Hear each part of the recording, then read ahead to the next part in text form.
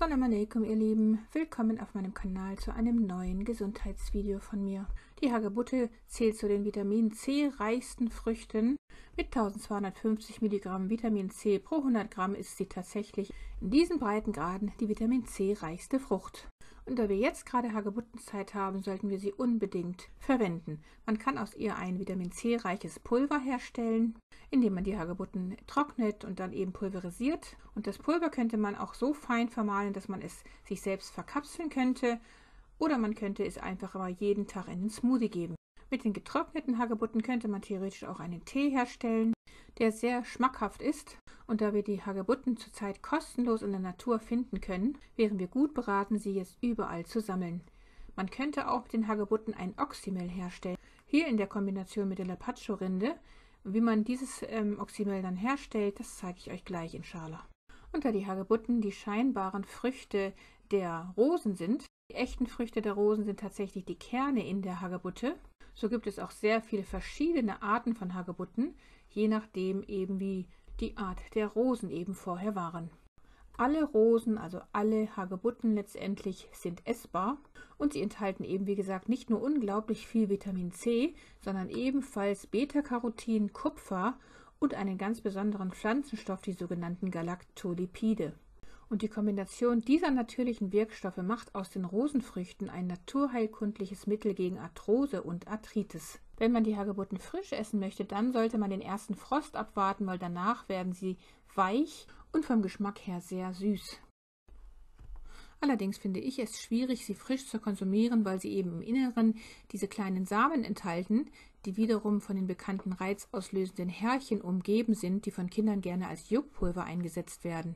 Und da der Vitamin C-Gehalt am höchsten in der Frucht ist, wenn diese noch nicht ganz weich ist, sprich sobald sie so aussieht wie hier, eine satte rote Farbe hat und trotzdem aber noch eine feste Konsistenz beim Pressen aufweist, sollte man sie meiner Meinung nach jetzt sammeln. Denn dann könnte man jetzt diese Früchte wunderbar im Dörrautomat trocknen, bei niedriger Temperatur, also unter 40 Grad, am besten bei 35 Grad Celsius.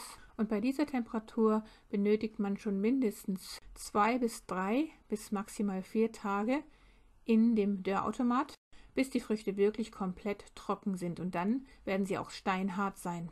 Hier sehen wir eine andere Art der Hagebutten, die eine kleine rundliche Form aufweisen. Aber alle Hagebutten haben eben diese gleichen gesundheitlichen Vorteile und sind essbar. Nach 3 Tagen im Dörrautomat sind die jetzt komplett trocken, die Hagebutten. Und man könnte sie jetzt wunderbar zu diesem gesunden Hagebuttenpulver vermahlen.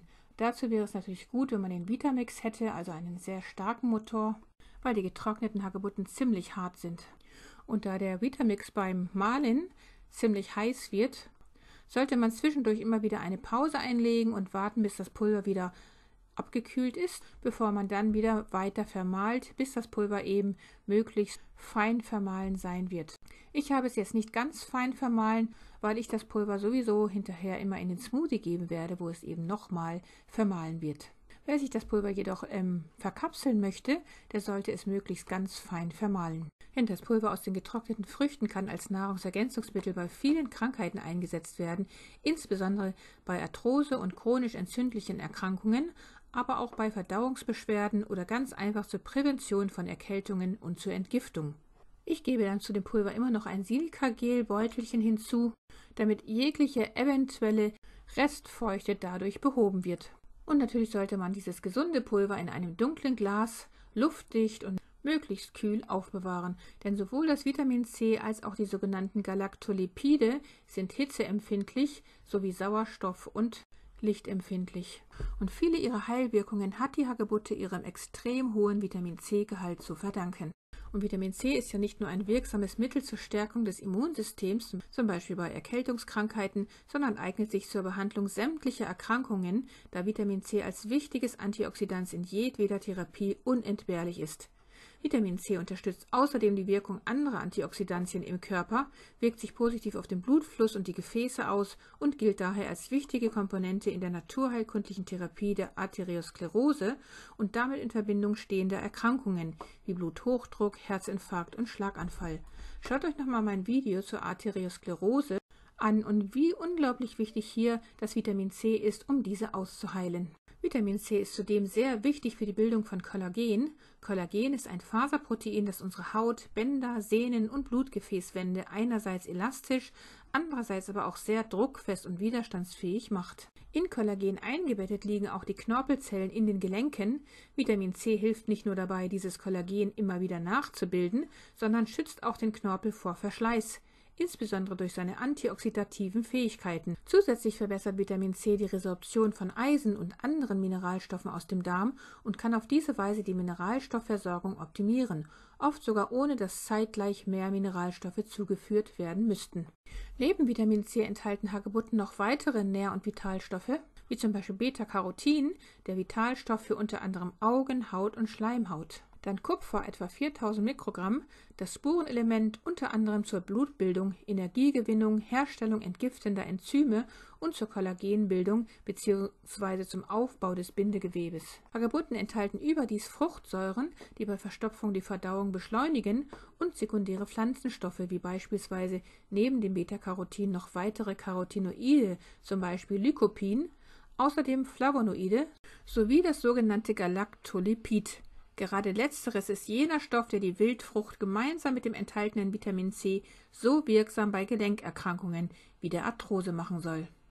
Für den Salat wäre das Pulver auch sehr gut geeignet, aber vor allem auch für den Smoothie. Und zwar auch deshalb, weil Galactolipide fettlöslich sind und deshalb im Salat oder im Smoothie sehr gut durch die Fette darin im Körper aufgenommen werden können.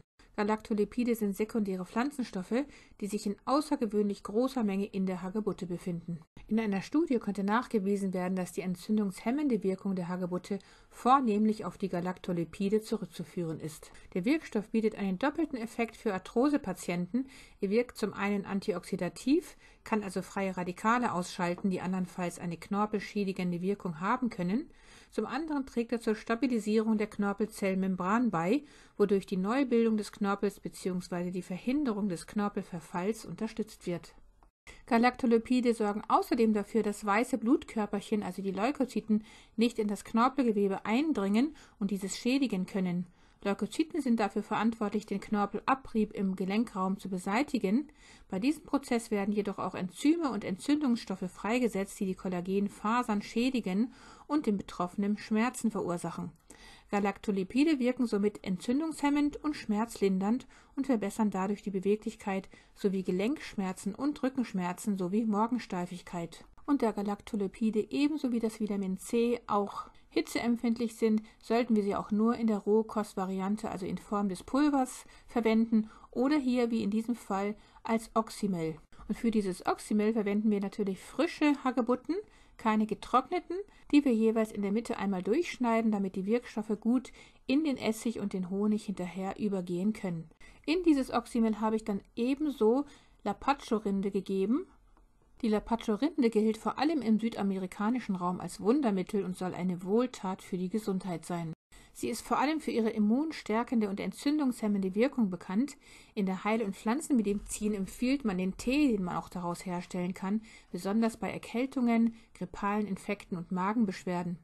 Die Lapacho-Rinde enthält besonders viele Mineralstoffe und Spurenelemente, wie zum Beispiel auch Kalium, Calcium, Eisen, Chrom, Magnesium und Jod. Daneben hat die Rinde des Baumes Wirkstoffe wie Lapachol und Flavonoide, welche krebshemmend wirken, sowie Gerbstoffe, welche förderlich für die Wundheilung der Haut sind. Die Kombination dieser beiden gesundheitsförderlichen Zutaten mit dem naturtrüben Bio-Apfelessig und dem Bio-Honig verstärken sich nicht nur gegenseitig in ihrer Wirkung, sondern erzeugen ein unglaublich potentes Lebenselixier. Zur Gesundheit des Oxymels grundsätzlich hatte ich ja gerade zuletzt schon ein Video hochgeladen, und zwar mit dem Rosmarin-Oxymel. Darin erläutere ich nochmal die ganzen gesundheitlichen Auswirkungen eines Oxymels. Das Video dazu verlinke ich euch hier oben nochmal. Und da auch gerade die Lapacho-Rinde eine lange Tradition in den Urwäldern Mittel- und Südamerikas hat und von den Einwohnern dort als Wundermittel verehrt wird, hat es viele positive Auswirkungen auf die Gesundheit, wie zum Beispiel eine antibiotische Wirkung, eine Wirkung gegen Parasiten, eine entzündungshemmende Wirkung. Das Lapazol darin kann das Wachstum von Krebszellen verhindern und es kann unterstützend wirken bei Infektionen, Abwehrschwäche, Fieber, Entzündungen, Problemen mit den Bronchien, Magenschmerzen, bei Mineralstoffmangel. Und der Baum des Lebens der Inkas wird traditionell verwendet bei Keimen und Pilzen, bei Entzündungen, zur Reinigung der Atemwege, zur Entschlackung und Entgiftung, zur Senkung des Blutdrucks, zur Beruhigung der Schleimhäute, zur Stärkung des Immunsystems, um die Vitalität zu steigern, bei Blutarmut, zur Sauerstoffanreicherung von Blut und Lymphe und um die Leber zu reinigen. Subhanallah. Und deshalb ist die Kombination dieser 4 Wirkstoffe in diesem Oxymel eine ganz besonders potente für unsere Gesundheit. Das angesetzte Oxymel wird jetzt einfach jeden Tag geschüttelt und sollte 1 bis 4 Wochen mindestens in einem dunklen Raum stehen, damit die Wirkstoffe der Hagebutte und der Lapaccio-Rinde gut in den Honig und den Essig übergehen können, bevor wir dann diese beiden Zutaten abseihen werden. Wie das fertiggestellte Oxymel dann aussehen wird am Ende, wenn wir alles abgeseit haben und wie man es dann verwenden kann, das werdet ihr dann in dem Video zu dem Rosmarin-Oxymel finden.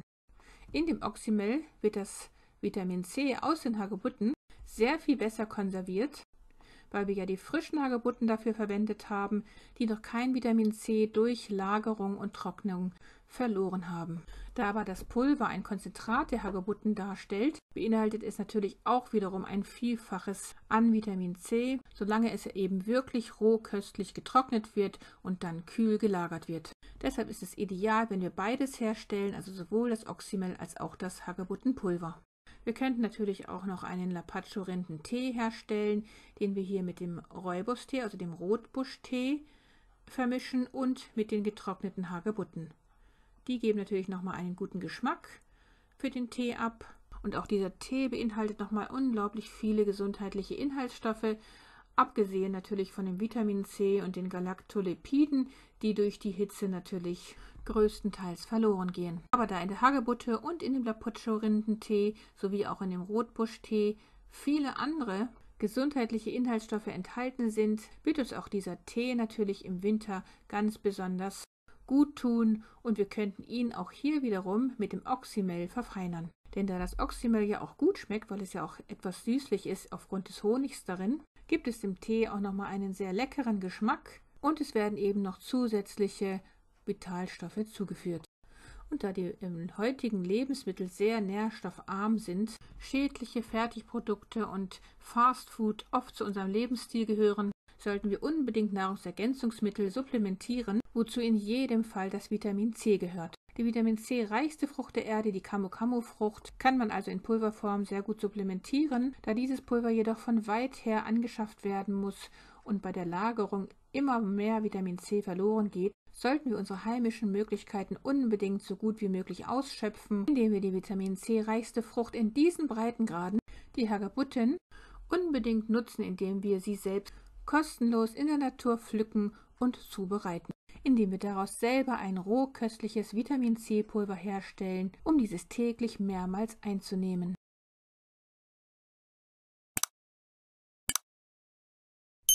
Liebste Grüße, Salam Aleikum, eure Maria.